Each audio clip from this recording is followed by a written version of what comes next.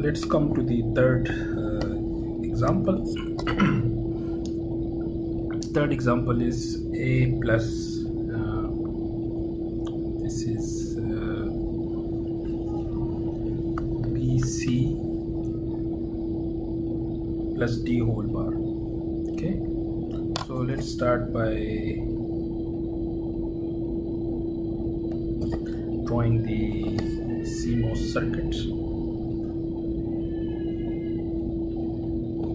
Okay. So first let's draw the NMOS circuit. So we have B and C in series. We draw, this is B, this is our C, and then we have in parallel A, and in parallel we have the D. Okay, and then we have here the ground, and from here we can take our output. Now let's draw our PMOS circuit.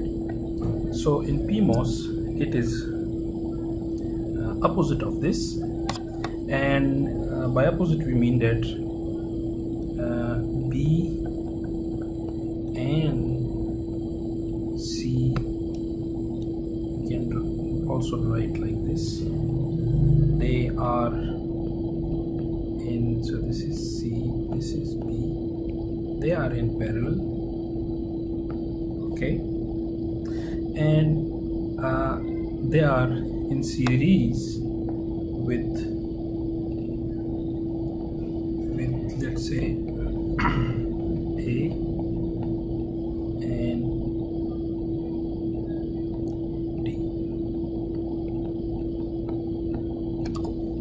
Okay, so this is our PMOS.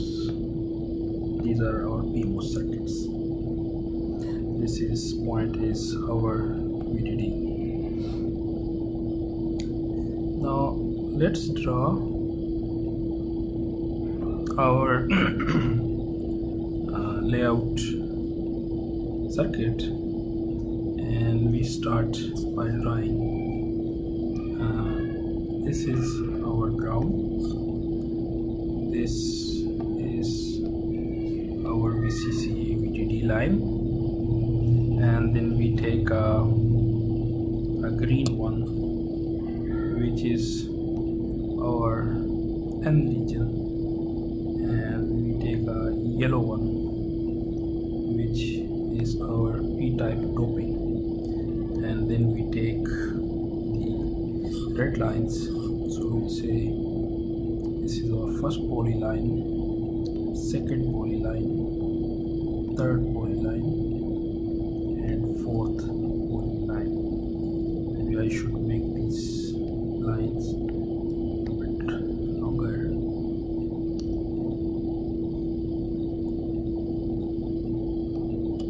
Okay, now we come to the problem of ordering. So you know that we use the Euler path for this. So let's make a Euler graph. Let us start with with the PMOS.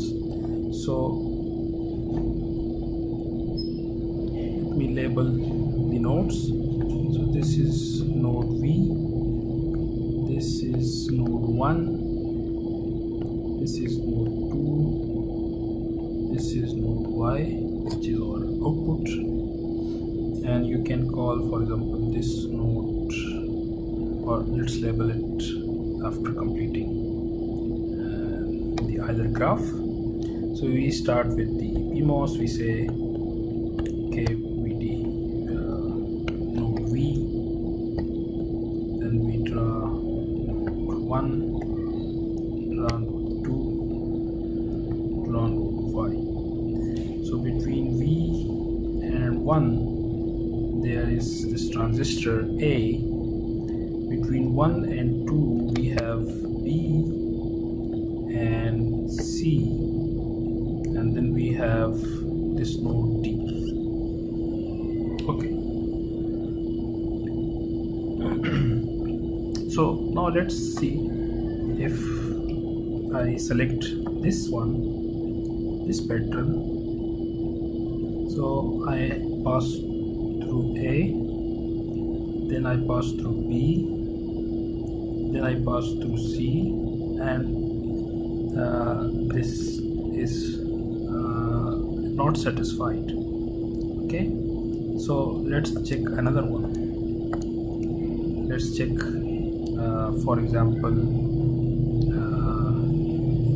D, C, A, B. Okay, so D, C, A, and then in order to come back to B, I have to repeat A. So this is not a valid one. In fact, there is no sequence because of the structure of the graph. No sequence that can be satisfied. Okay, so what's the problem? The problem is that we need to redraw the PMOS circuit.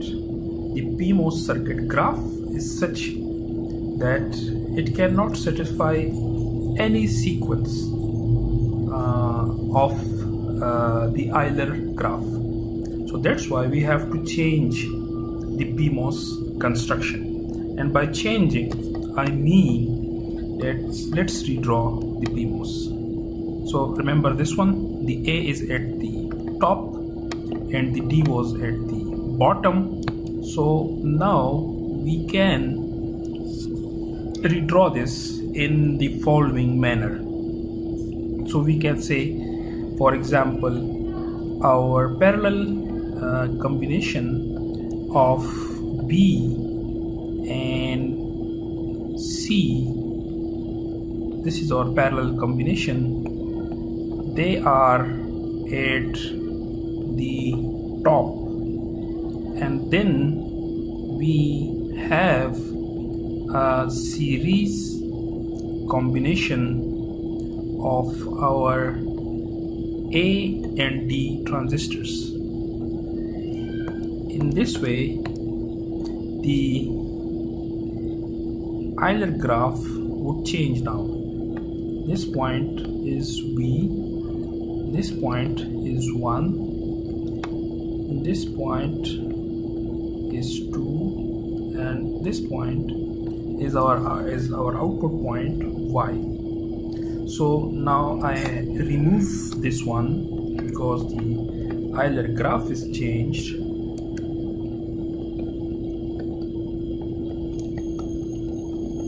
Remember that the PMOS circuit, this one and the previous one, they have exactly the same functionality. Okay, so nothing has changed. I just rearranged it. So we have a node V, then we have a node 1, then we have a node 2, then we have a node Y. So between V and 1 I have B connected, between 1 and I have C also connected, and 1 and 2 there is transistor A, and 1 and 2 there is transistor D. Okay, so now it is possible to have unique paths. Okay, and let me also draw the Euler graph for this one. This point is point 3 and this point is point ground. Okay, and let me draw the Euler graph for NMOS. We have point 3, we have ground. So between Y and ground have D. Between Y and ground we have A, and between Y and B, Y and 3 we have D, and between 3 and ground we have C. So this is for our NMOS, this is for our PMOS. Now let's try some sequence to see if they are satisfied or not. So let me consider the first sequence like A, B, C, D. Okay, so this is a very bad sequence because okay, but let's see. A, I start from A, I go to B, then C, and then you see the A has to be repeated. So this is not good to start with. So let's now consider maybe another sequence, maybe let's say B, C, A, D. We start from B, we go to C, then A, then D. So this sequence B, C, A, D, this sequence is satisfied by the PMOS. Now let's try the sequence for the NMOS. So I start with B, I go to C, then from C I go through A, then from A I go through D. So this is satisfied also here. So this means this is the correct either sequence, and I can call my nodes in this order. So let me call this B, let me call this C, let me call this A, let me call this D. Okay, you can also repeat it here. Okay, so B, C, A, D. Now let's label the nodes. So we say let's start from B. On one side of B is V, and on the other side is 1. So this is V, this is 1. On one side of C is V, and on the other side is 1. So you see it's beneficial to swap this. So or let's leave it like that. So it was V and 1, and on the other side on one side of B is V, and on the other side is 1. Similarly, on one side is 1, and on the other side is V. Let's move to the other one to see how this works. So if I talk about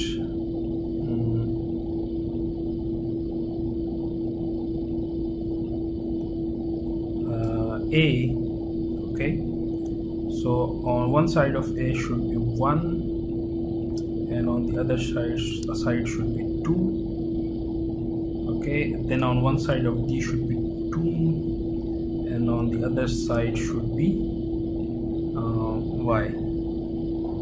On the other side of this, okay, so let's now rearrange this. So on this side should be V, and on this side should be 1. Now it is correct. Let's check. For B, on one side should be 1, so it is here, and on the other side should be V, so it is here. For C, on one side should be V, which is here, and on the other side it should have 1, which is here. For A, on one side should be 1, which is here, and for A on the other side should be 2, which is here. Similarly, for D, on one side should be 2, which is on the left, and on the other side should be Y, which is on the right. So let me remove this. So here was 1. Oh, sorry. I'm drawing the pattern for PMOS here. Actually, this pattern is above. So 1 was here, V was here, 1 was here, 2 was here, and Y was here. Sorry. So basically this is the pattern for PMOS, and it should be on the top. So I connect it like this, and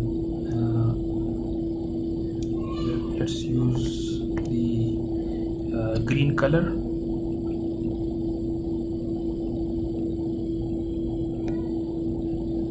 So let me use the green color. So here was our V, okay, and here and here we connect these two nodes. 2 is not connected to anything, and this is our output, so it should be connected to the output from the NMOS structure. Okay, so this completes our PMOS section. Now let's start with our NMOS section. So let me change the color. We start with B. So on one side of B is Y, and on the other side is 3. So Y should be here and 3 should be here. Y3 should be on the right side because the next one is C. So on one side of C is 3, and on the other side is ground. Okay, so this completes the connections for C. I move to A. On one side of A is ground, and on the other side is Y. Okay, on one side of D is Y, and on the other side is ground. So this completes my connection, and I mark the connections. So here I have a ground, here I have another ground, 3 stays on where it is, and I connect these two, and these two are connected to my output Y. Okay, so this is the layout, and I can calculate the W. So the W should be between the one which has maximum number of contacts. So 1 2 3 4, 1 2 3 4. Okay, so I can start with any one. Okay, I can, for example, start with this one. I have 1 here, 1 here, 2. Then I should put, let me mark this with this one. I should put a virtual contact. Okay, and draw this here, 3, 4. Okay, so it is 1 2 3 4 plus 1 into 8 lambda is 40 lambda. Okay, if there is no contact points between two polylines, you have to consider a virtual contact point. Okay, now let's come to the L or H. For this, let's consider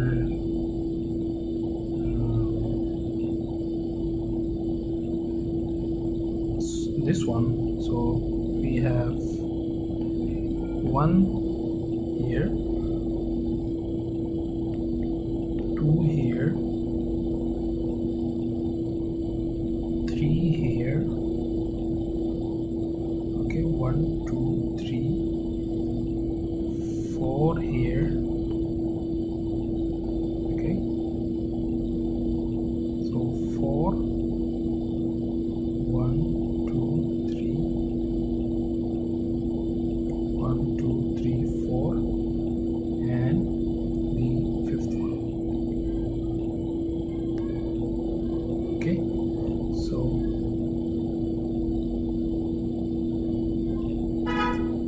it is 5 plus 1 into 8 lambda is equal to 48 lambda. So this was the third example, and on the next slide I am just showing you how the book estimates the area. So we are adding plus 1 and the book does not do that. This was one of the example we covered before, a 3-input NAND gate, and this was the compound gate. You see how it does it is like this: between two contacts, 1 2 3, and it considered the final one from the last one to the end of polyline. So it says 4 on the horizontal side, and similarly you see 1 is here. Okay, the second one is here. It is basically denoting this section.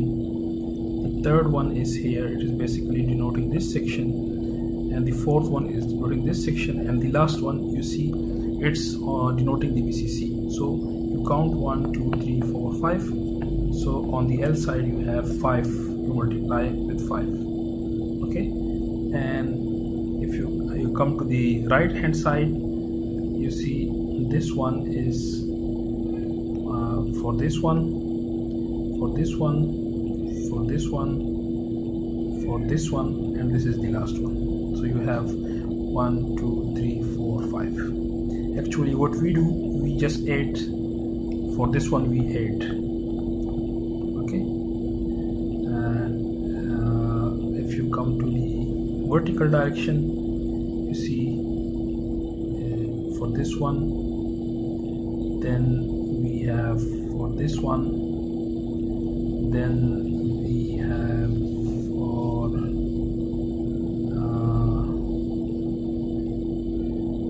this one, then we have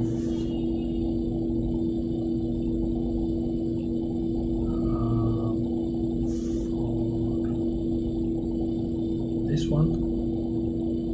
So it is a bit overlapped. So one is this one,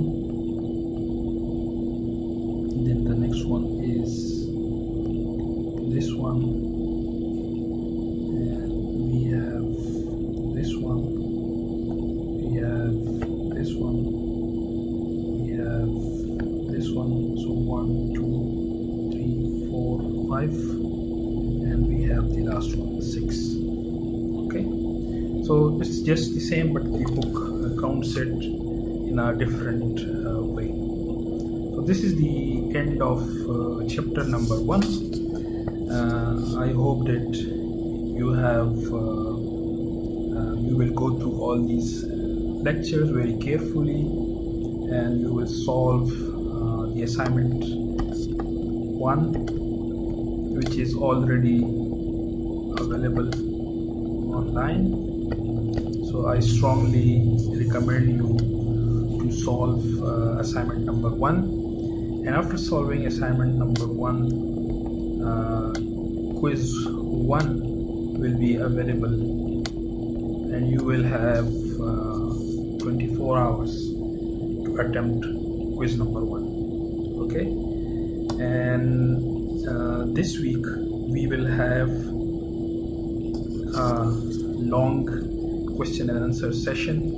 So normally we take the QA session like 60 minutes, but this week we will have a QA section somewhere like 90 minutes or more, and I want